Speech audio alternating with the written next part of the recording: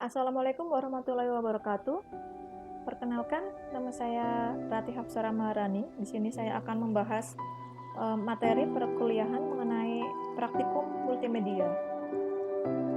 Nah, sebagai dasar atau sebagai awalan, kita akan membahas apa sih pengertian multimedia. Multimedia terbagi menjadi dua kalimat, yakni multi dan media. Multi seperti kita tahu, multi itu banyak. Dia berasal dari bahasa Latin yang bisa berarti banyak atau bermacam-macam. Kemudian kata yang kedua adalah media atau biasa disebut dengan medium. Medium ada dua jenis, ada berasal dari bahasa Latin dan dari American Heritage Electronic Dictionary. Medium berasal dari bahasa Latin, yakni sesuatu yang dipakai untuk menyampaikan atau membawa sesuatu. Sedangkan pengertian yang kedua adalah alat untuk mendistribusikan atau merepresentasikan sebuah informasi. Nah, multimedia di sini bisa diartikan sebagai penggunaan beberapa media yang berbeda untuk menggabungkan dan menyampaikan informasi dalam bentuk teks, audio, grafik, animasi, serta video. Beberapa pengertian multimedia. Di sini ada beberapa pengertian multimedia menurut beberapa ahli. Saya hanya meringkas dari beberapa pengertian ahli. Sebenarnya banyak sekali pengertian dari beberapa ahli. Ada yang membahas bahwa multimedia adalah kombinasi dari komputer dan video. Ada juga yang menyebutkan bahwa multimedia berasal dari 3 elemen, suara, gambar, dan teks, di mana kombinasi itu bisa terdiri atas dua media input dan output. Bisa juga multimedia merupakan alat yang dapat menciptakan presentasi yang dinamis dan interaktif yang mengkombinasikan teks, grafik, animasi, audio, dan video. Nah, mengapa sih multimedia? Apa sih pentingnya multimedia? Multimedia bisa digunakan pada industri komputer, telekomunikasi, dan industri penyiaran atau broadcasting. Untuk industri komputer, kita tahu bahwa komputer tidak lagi berbasis teks dan grafis, tetapi juga berbasis pada sumber yang diperoleh dari media lain, seperti audio dan video. Sistem komputer multimedia sudah banyak berubah.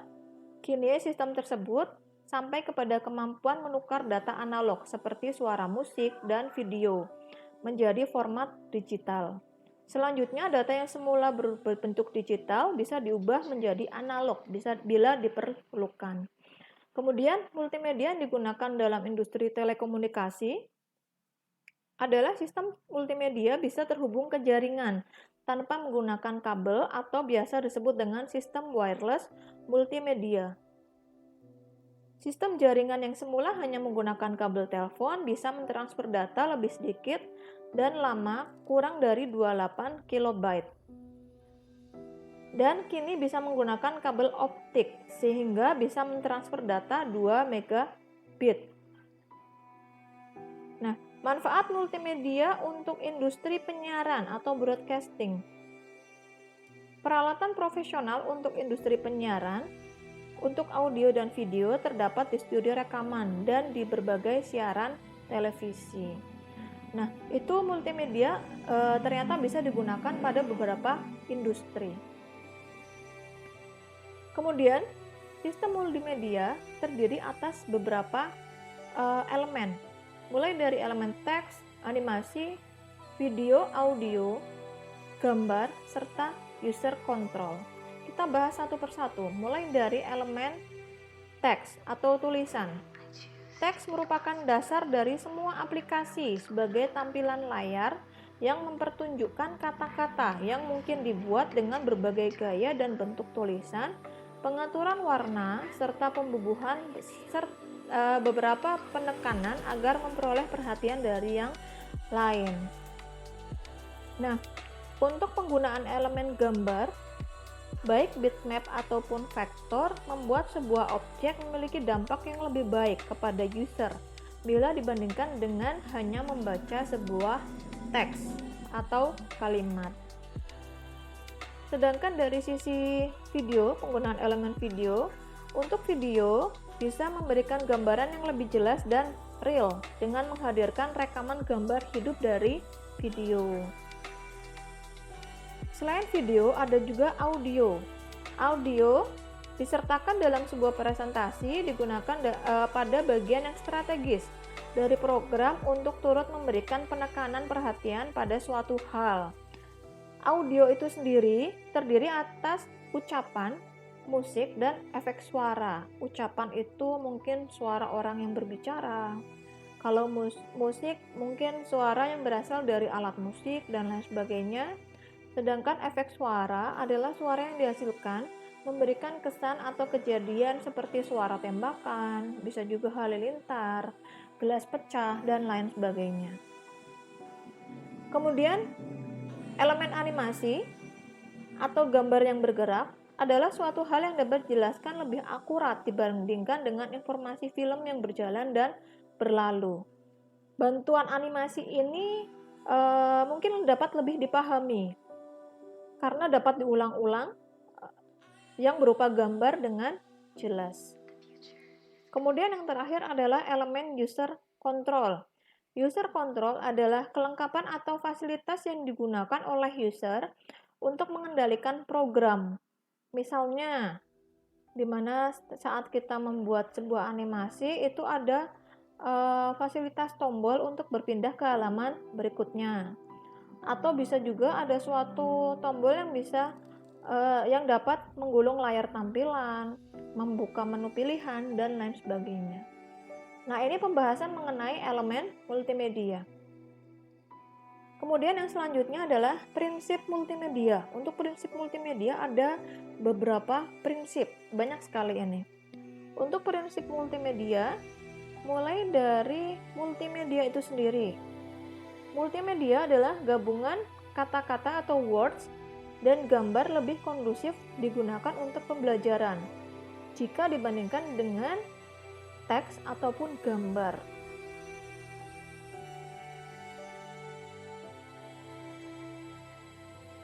Nah, di sini ada sebuah penelitian bahwa pembelajaran dapat dilakukan atau pemrosesan sebuah informasi dapat dilakukan dari dua jenis, yakni auditory dan visual. Auditory itu apa yang kita dengar, kemudian visual itu apa yang dapat kita lihat. Dengan kombinasi keduanya bisa menunjukkan apa yang sedang dipelajari hasilnya lebih maksimal, disimpan dalam memori kita dalam waktu yang lama. Belajar dengan grafik dan teks bisa menjawab pertanyaan mengenai proses lebih baik dibandingkan dengan hanya belajar dengan teks saja.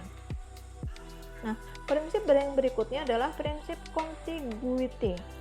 Contiguity secara sederhana bisa diartikan sebagai mendekatkan teks dengan grafik yang sesuai. Prinsip ini secara tidak langsung menyatakan bahwa tidak hanya teks yang perlu disesuaikan, tetapi juga audio yang disesuaikan dengan grafik yang terkait. Sebagai contoh untuk contiguity, misalnya kita sedang membuat animasi soal ujian. Nah, untuk soal ujian, di dalamnya nantinya harus ada penyajian arahan. Gimana sih cara mengerjakan ujian tersebut? Seperti misalnya menjawab pilihan ganda, itu kan harus diklik satu persatu, A, B, C, dan D. Nah, untuk prinsip contiguity itu tidak boleh terpisah. Jadi, semacam petunjuk tersebut harus berada dalam satu halaman yang sama. Tidak boleh dalam halaman yang terpisah. Itu prinsip contiguity. Kemudian, prinsip modality adalah lebih banyak menampilkan narasi atau perkataan daripada teks yang ditampilkan pada layar atau on-screen teks. Terus prinsip redundansi, pembelajaran bisa dilakukan dengan lebih baik jika hanya ada pada animasi dan narasi. Materi-materi yang bersifat redundan atau berulang itu sebaiknya dieliminasi atau dibuang. Jadi apabila ada animasi dan narasi, kalau animasinya sudah cukup jelas, jadi lebih baik narasi tersebut tidak usah digunakan terlalu banyak. Kemudian coherence dinyatakan sebagai semua informasi tidak dibutuhkan dalam penyampaian multimedia harus dieliminir, seperti suara, gambar, kata-kata, karena bisa mengganggu user. Jadi tidak semua informasi itu disampaikan semua. Sebagai contoh, saat pemaparan PowerPoint seperti ini, informasi tidak harus berasal dari teks, karena kalau seperti itu user hanya terfokus pada membacanya saja, melainkan bisa kita jelaskan dalam bentuk teks singkat seperti ini, kemudian dijelaskan secara mandiri. Itu untuk teknik coherence. Kemudian teknik personalization adalah multimedia harus menggunakan percakapan, bukan tulisan formal dalam pembelajaran, sehingga user bisa berinteraksi dengan komputer seperti halnya interaksi antara manusia dengan manusia. Kemudian prinsip segmentasi ini merupakan prinsip yang sangat sederhana, di mana kita hanya membagi segmen yang lebih luas menjadi segmen yang lebih kecil. Cara ini biasa digunakan ketika kita memaparkan sebuah materi, misalnya kita membuatkan sebuah tombol continue pada setiap frame, atau bisa juga tombol next, back, dan lain-lain. Kemudian yang terakhir adalah prinsip pre-training, bermakna pengguna mengetahui nama dan karakteristik dari konsep kunci atau key concept sebelum mereka mempelajari sesuatu. Sebagai contoh, kita membuat sebuah animasi mikroskop atau penjelasan mikroskop. Di sini ada sebuah gambar mikroskop. Maka pre-trainingnya adalah sebelum kita menjelaskan animasi atau membuat animasi bagian-bagian dari mikroskop tersebut, kita jelaskan terlebih dahulu apa saja sih bagian-bagian dari mikroskop, sehingga user bisa memahami bagaimana mereka menggunakannya. Nah, ini prinsip dalam multimedia. Nah, kategori multimedia berdasarkan karakteristik ada dua jenis, ada multimedia linear dan ada multimedia non-linear. Multimedia linear dimulai dari titik awal menuju titik akhir. Ini biasa dinikmati dari awal cerita hingga akhir cerita. Contohnya saja itu ada koran, televisi, film, dan majalah. Untuk multimedia linear tidak bisa dilakukan sebebasnya oleh si user, hanya bisa dinikmati. Ciri-cirinya untuk multimedia linear adalah sifatnya sederhana, bersifat logik, dan ideal untuk produk yang kecil. Sedangkan multimedia non-linear, presentasi ini tidak hanya sekedar dari titik awal hingga titik akhir, tetapi non-linear ini bisa bebas memilih dari mana kita dapat memulai. Misalnya saja, kita bisa memulai dari titik tengah atau dari titik akhir. Biasanya penggunaan multimedia non-linear ini ada pada game. Jadi misalnya di game itu kita bisa game itu kan biasanya ada bagian-bagian ya, level 1, level 2, level 3, dan lain sebagainya.